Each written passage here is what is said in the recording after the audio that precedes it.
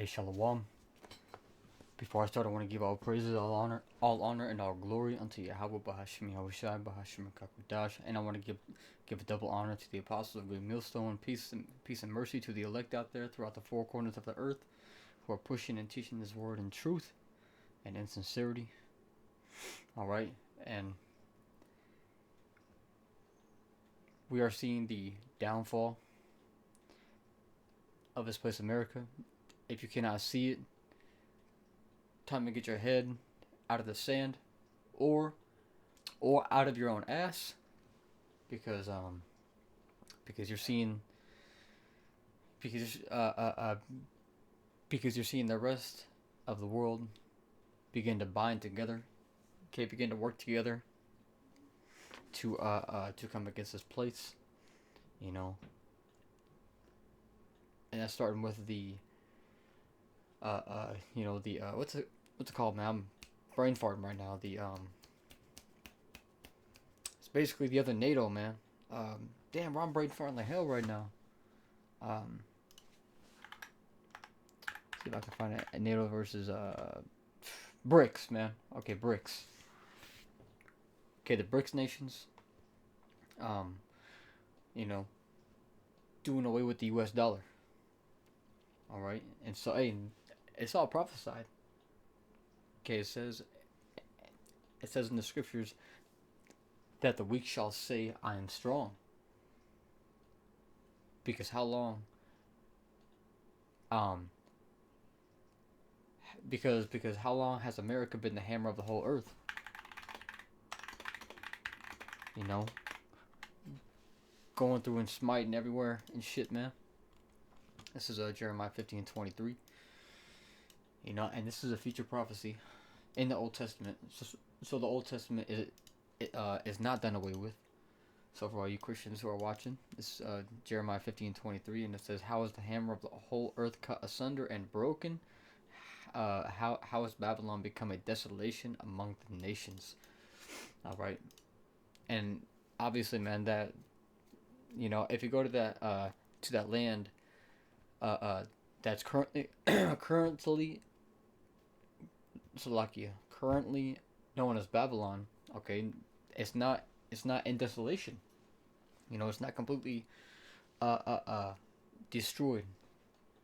There's no smoke that that is ascending up from it, as it says in the book of Revelations. All right.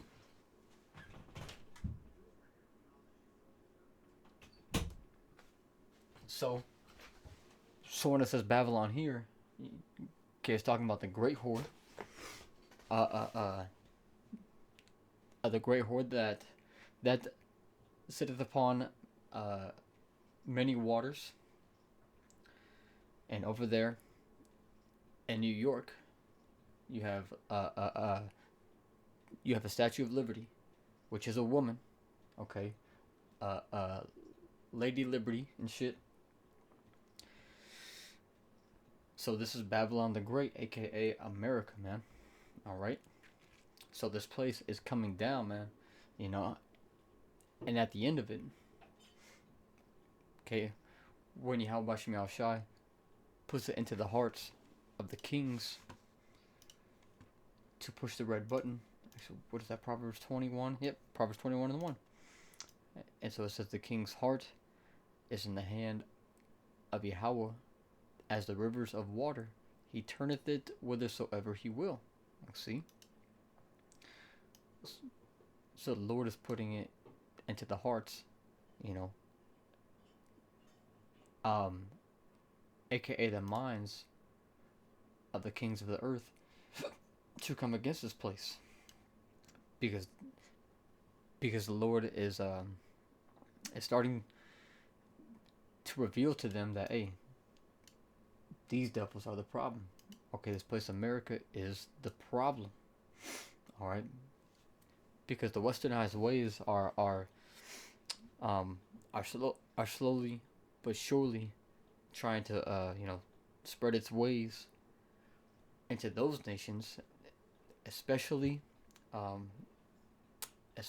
amongst the women and they're not having it, man, because shit's fucked up the way it is in America.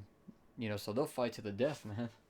Hell no, they don't want these types of ways in their own country, man. All right, so at the end of it, man, it's going to come Yahushua. Okay, the second coming of the Son of Yahweh. All right, that's the true name of the Heavenly Father, and His only begotten Son. His true name is Yahushua. Okay, it's not Jesus Christ, man. That silly ass name. That funky ass name. It's not Jesus Christ, man. Because the letter J was not a just look it up real quick. When was letter J invented? 1524. Until the year 1524, there was no letter J in the alphabet. And it says the letter J was originally the same letter as I. The father of a letter J is Gian Giorgio Trissino, an Italian author and grammarian who lived from 1478 to 1550. So there you go. That's a man-made letter. So how can his name be Jesus? What did they call him 2,000 years ago, man? Gotta ask yourself these basic questions, man. Alright, plus, if you look up this image, I've gone into this a plethora of times. It's not a biblical image, man. Alright? Super easy stuff to break down. Alright? All you gotta do is ask questions. But that's what's wrong with people. Is that people are so docile, man. Docile as hell. Let's get that word for docile real quick. Just a simple Google search. Ready to accept control or instruction. Submissive. And a person that is submissive is not going to ask questions, but just accept order, because they are what? They are ready to accept control or instruction. And these people don't want to ask questions. They don't want no problems or anything. I don't want no problem, man. I don't want no trouble. I'm just gonna, say, okay, cool, I'm gonna go about it. Hey, you gotta ask questions, man. In this fucked up place, you have to ask questions. You have to see through the illusion that they put out, man.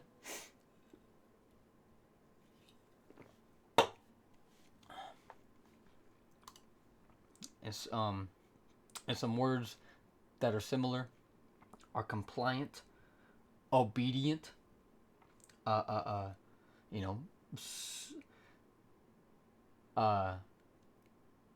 submissive, unresisting. These people don't resist nothing, man. Even if it doesn't make sense, they don't resist, man. You weak ass American people with no backbone, man. All right. Who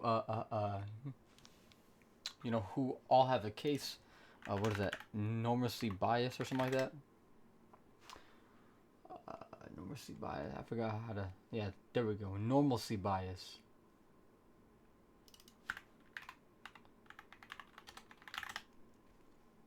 Normalcy bias, or normality bias is a cognitive bias which leads people to disbelieve or minimize threat warnings. Man, man.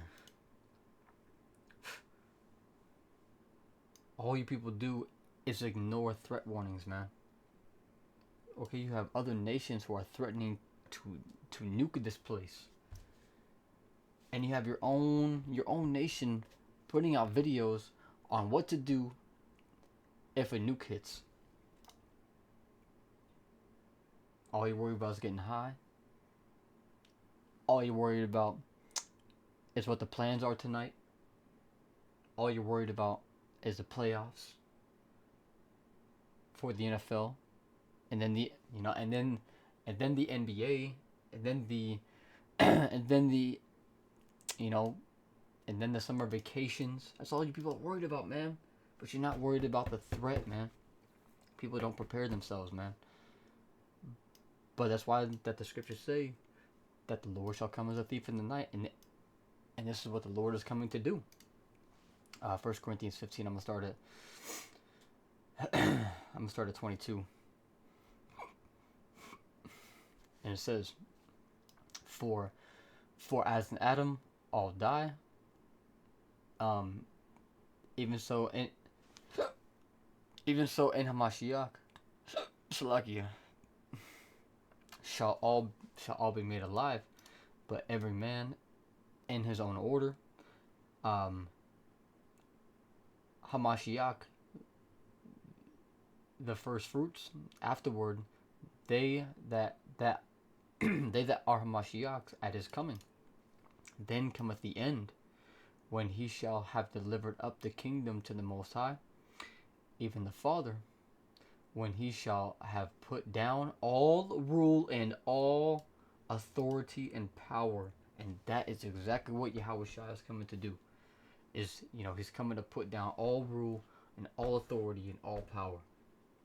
So people say that, oh, China's going to be the next superpower. Oh, no, it's going to be Russia. It's going to be the next superpower. No, man, when America is through, that, all of these other nations are going to be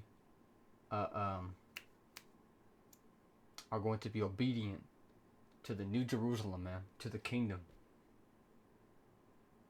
They will serve, man. They will have no power, because the scriptures say what? They shall beat their swords, I believe it says. Yep, their swords and their plowshares. Isaiah 2 and 4. I'll start at verse 2. And it says, "And it shall come to pass in the last days, that the mountain of Yahweh's house," and so this word mountain, it basically means powers and governments. All right. So it says that the mountain of Yahweh's house shall be established in the top of the mountain. So it's going to be the top governing power, and shall be exalted above the hills. Okay. And the hills are the smaller powers. And it says, "And all nations shall flow unto it, and many people shall go and say, Come ye, and let us go up to the mountain of Yahweh, to the house of the Most High," or Salakia, "to the house of the power of Jacob, and he will teach us of his ways, and we will walk in his paths. For out of Zion shall go forth the law and the word of Yahweh from Jerusalem. And he shall judge among the nations, and shall rebuke many people, and they shall beat their swords into plowshares, and their spears into pruning hooks." So there you go. It says, man, "Nation shall not lift up sword against nation, neither shall they learn war anymore." And if those are the right people in the land over there right now, then why is there war going on at this current moment, man? Why is there war? On the day of November 27, 2023, and it's been going on for a few months now. Why is war going on? This is a future prophecy again in the Old Testament. All right, going back to that 1 Corinthians 15 and continuing on in 25, and it says, "For he must reign till he hath put all enemies under his feet." All enemies under his feet. And it will tell you who all of the enemies are if you read Psalms the 83rd chapter. It says, "The last enemy that shall be destroyed is death, for he hath put all things under his feet. But but when he saith all things are put under him, it it is manifest that he is accepted, which did put all things under him. And when all things shall be subdued unto him, then shall the Son also himself um, be subject unto him that put all things under him, uh, um, that the Most High may be all in all. So look, so there you go. So that's what's to come. Okay, so all the nations outside of America are going to get together to destroy this place. Tells you that in Jeremiah the 50th and the 51st chapter. And then Yahushua is going to come back, and he's going to crown the elect and establish the kingdom, and all of the other nations that are outside of America are going to flow unto the kingdom, aka aka the New Jerusalem, and are going to learn the ways of Yahweh by Shemi Yahushua. And if they don't, then they will catch absolute hell, man. They will be destroyed because this place because this place America is going to be made to be a monument of what happens when you disobey the Lord. And that's why the scriptures say, it says that the smoke of her burning shall ascend up forever and ever. So that is what is to come. And I hope that this was edifying. And until the next one, I'm going to say Shalom.